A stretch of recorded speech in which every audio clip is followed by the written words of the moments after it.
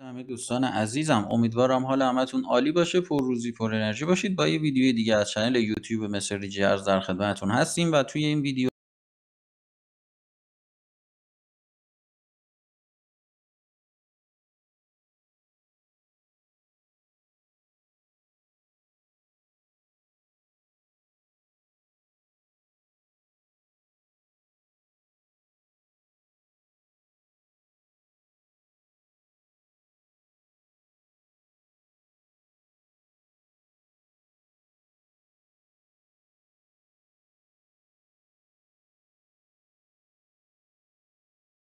خیلی خلاصه و کامل میخوایم همستر رو با همدیگه جمع بکنیم، همه داستاناشو.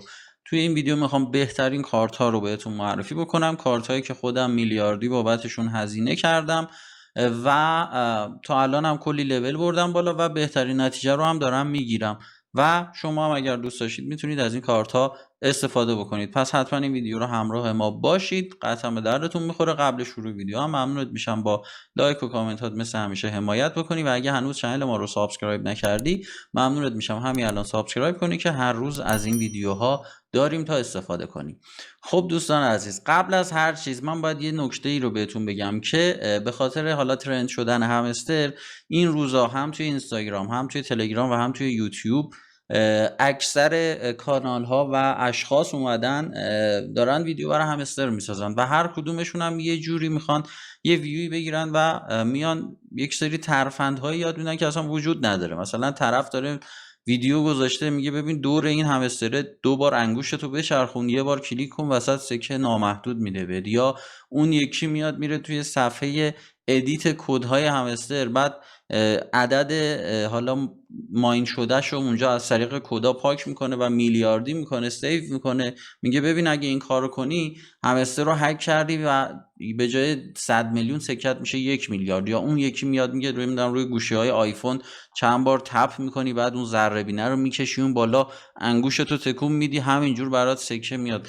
ببینید واقعا همه اینا فیکه، چون رباتی مثل همستر قابلیت هک کردن یا دور زدن نداره. شما فقط میتونی از راههای قانونیش استفاده بکنی، راههایی که خودش در اختیارتون قرار داده و یکیش کد مرس، یکیش کارتای کمبو، یکیش زیر مجموعه گرفتنه که همه اینا رو قبلا ما آموزشاشو دادیم و اصلا نیازی هم نیست این که هر روز بیا یوتیوب ویدیو ببینی که کد مرس رو پیدا بکنی یا نه. همه اینا رو داخل تلگرام میتونی خیلی راحت پیدا کنی. اگر خواستی کانال ما هست، اگر هم نخواستی هشتگ همستر رو سرچ بکنی، هر روز برات کلی مطلب میاریم. مثلا کد مرس دیشب، کارت های کمبو دیروزه، همه اینا رو خیلی راحت میتونی پیدا بکنی و دیگه وقت نذاری براشون. ولی یه سری کارت ها هستن که شما اگر این کارت ها رو تهیه کنی میتونی قدرت ماینت رو بیشتر بکنی و میتونی با توجه به اون پولی که میدی بیشتر حالا یک سری ماین بیشتری دریافت کنی. کدوم ها هستن الان بهتون نشون میدم. اول از همه این که حالا داستان این که آقا پروفیت مهمه یا تعداد کوین، دیگه ما اصلا با اینا کاری نداریم، چون قبلا راجبش زیاد صحبت شده. ویدیوهای قبلی رو اگه ندیدی ببین و دیگه خودت باید به یک جنبندی برسی، چون یک سری ها معتقدن همستر داره ملت رو گول میزنه و میخواد سکه هاشون رو بگیره و میگه پروفیت مهمه، ولی یه سری ها میگن نه آقا پروفیت و میانگی مهمه و حرفی که خود همستر زده مورد تاییده. و من خودم هم به ربات به کانال همستر اعتماد کردم و حرفی که خودش زده، گفته مجموع کارهایی که میکنی داخل ربات و پروفیت و اینجور چیزا مهمه، نه این تعداد سکه. من خودم به اون اعتماد دارم و دارم پروفیتم رو میبرم بالا. این کلیت که گفتم بدونی تا دیگه سر این نخواهیم بحث کنیم که این مهمه یا اون مهمه، اینا همش به کنار.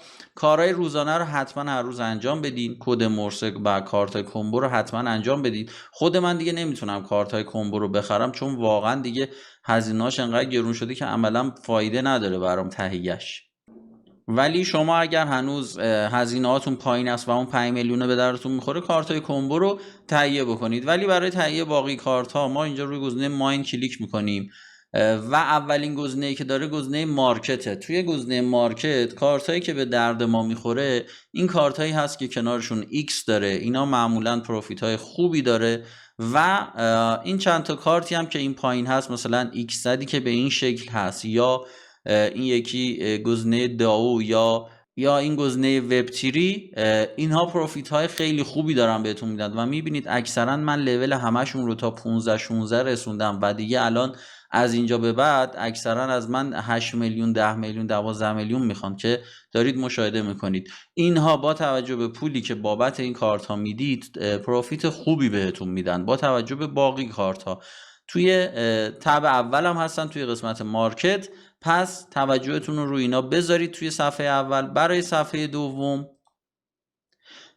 زیاد ما اینجا گزینه خوب نداریم، ولی چیزایی که به دردمون میخورن و میتونیم روشون حساب بکنیم، یه دونه این گزینه 2024 هستش که حالا اینجا قرار داره و این پروفیت خوبی بهمون میده. من الان خودم اینو تا لول 14 رسوندم. و گزینه بعدی هم این یکی گزینه هستش که ویلکام تو آمستردام، این هم پروفیت خوبی میده و میتونید روش حساب بکنید. و این یکی گزینه انونیموس ترانزکشن، این هم میتونه گزینه خوبی باشه و ارزش وقت گذاشتن رو میتونه داشته باشه. پایینیش هم گزینه خوبیه. و از توی تب دوم این تعداد کارت هایی رو که اینجا دارم نشون میدم کارت های خوبی است با اولویتی که گفتم، میتونید زیاد بکنید و به درد میخورن. توی تب سوم که لگال هست، اینجا ما باید بریم سراغ این مپ کشورها یا نقشه کشورها. بهترینشون لایسنس ژاپن هست که برای باز کردن این کارت شما نیاز داری که یک نفر رو حتما دعوت بکنی که این کار رو حتما بکن. به نظر من واقعا ارزش داره، خیلی سود خوبی میده. ببین من الان رسوندم به لول 15، 36 میلیون دادم تا 6500 تا پروفیت بهم بده. یا این یکی اتیوپی رو مثلا 11 میلیون بابتش دادم، یا چیزای دیگه مثلا UAE یا لایسنس اماراتش رو ارتقا دادم. اینا همه پروفیت های خوبی دادن بهم و من هم ارتقا دادم و دارم فعلا استفاده میکنم. ولی اصلی ترین قسمت یا گزینه‌ای که ما توی همستر داریم قسمت اسپشیال هست که نباید فراموشش کنید و همیشه باید اولویتتون این گزینه باشه. و وقتی واردش میشید خیلی کارت‌های زیادی داره و یه گزینه‌ای هم داره به اسم نیو کارت. شما همیشه باید به اون نیو کارت سر بزنید و اگر کارت جدیدی اومده بود حتما تهیه بکنید. ببین مثلا این الان من فکر کنم خیلی کیفیت عکسم اومده پایین، ولی یه چیزای مشخصه. این کارتی که دارید میبینید مربوط به لیست شدن همستر داخل صرافی کوکوین بود که 2-3 روز پیش اومد توی قسمت نیو کارت. این هم نیاز به دعوت یک نفر داره، ولی حتما این کارت رو تهیه کنید چون واقعا با قیمت کمی که میدین بابتش پروفیت خیلی خوبی بهتون میده و حتما این رو تهیه کنید چون یکی از کارت‌های خوبیه که این 1-2 روزه اومده. و باقی کارت‌های داخل اسپشیال همشون خوبن از نظر من و همشون رو میتونید بگیرید. من تقریبا رو لول‌های خیلی بالایی هستم تو همشون، هزینه خیلی زیادی دادم، یه سریاشون رو هم تا لول آخر بردم و دیگه جایی نمونده برام که بخوام ارتقا بدم. ولی شما اولویت رو روی اسپشیال بذار، نیو کارت ها رو همیشه اول بگیر، بعد برو سراغ باقی کارت های اسپشیال. و اگر اینا رو ارتقا دادی برو سراغ کارت هایی که توی چند دقیقه قبل بهت گفتم. ولی این کارتی که گفتم مربوط به لانچ کوکوین هست و جدیدن اومده توی نیو کارت، حتما بگیرش. حالا شکلش رو نمیتونم میتونید ببینید درست اینجا یا نه، ولی داخل نیو کارت هست و شما میتونید راحت از اونجا دریافتش بکنید. خیلی خلاصه طور و جمع و جور توی این ویدیو من اومدم بهتون کارت هایی که به درد میخورد و گفتم. و حالا در کنار این کارت ها شما میتونید تپ بزنی و از اینجا هم سکه جمع بکنی و کارهای دیگر هم میتونی انجام بدی. ولی بجز اینا هیچ چیز دیگه ای ما نداریم توی همستر. ترفند مخفی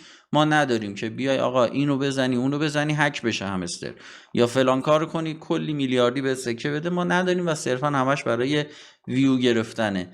و شما با همینا کار کن میتونی بهترین نتیجه رو بگیری و زمانی هم که حالا همستر لیست شد میتونی ازش استفاده بکنی. یه ویدیو 2 روز پیش ساختم راجع به لیست شدن همستر که قرار بود 2 روز پیش ارز اولیه‌اش توی کوکوین انجام بشه، ولی این کار انجام نشد. بعد به تعویق افتاد برای فردا تا ارز اولیه توی کوکوین انجام بشه و قیمت اولیه همستر مشخص بشه تا بتونیم ببینیم به چه صورت هست. امیدوارم که با لانچ شدن همستر و قیمت گذاریش همتون یه سود خیلی عالی ببرید و پرروزی باشید. حتما کانال ما رو دنبال بکنید، کانال تلگرام ما هم جوین بشید که اخبارها و مطالب رو براتون میذاریم. امیدوارم از این ویدیو خوشتون اومده باشه. تا یه روز دیگه و یه ویدیوی دیگه، یا حق.